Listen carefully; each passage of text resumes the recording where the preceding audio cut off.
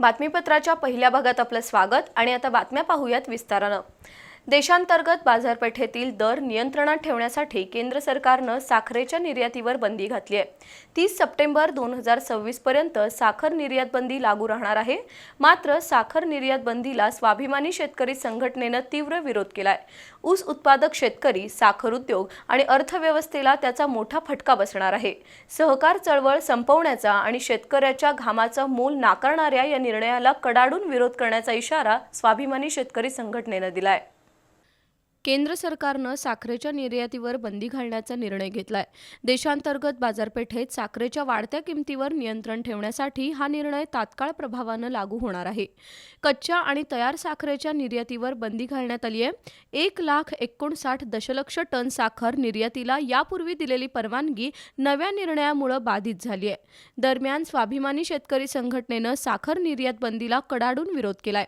साखर उद्योगावर ऊसतोड कामगार, ट्रक, ट्रॅक्टर चालक, मालक, बैलगाडी वाहतूकदार यांच्यासह लाखो शेतकऱ्यांची कुटुंब अवलंबून आहेत। साखरेचे दर कमी झाल्यास ऊसाच्या दरावर परिणाम होईल। ऊस उत्पादकांना दरासाठी संघर्ष करावा लागेल।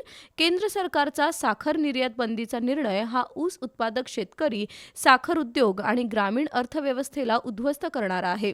शेतकऱ्यांच्या घामाची किंमत नाकारणारा हा निर्णय केंद्र सरकारनं तातडीनं मागे घ्यावा।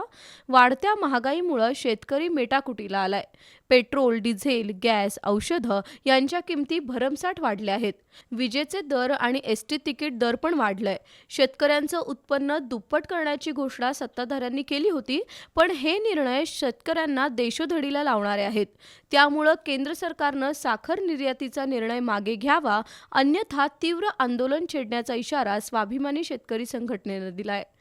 आणि एमएसपी न वाढवल्यामुळे 4 वर्षामध्ये सातत्यानं साखरेचे भाव स्थिर राहिलेले आहेत, वाढत नाहीये। यावर्षी देशामध्ये साखरेचं उत्पादन घटलेलं ही गोष्ट खरी आहे। मग सरकार जर का साखरेची एमएसपी वाढवणार नसेल,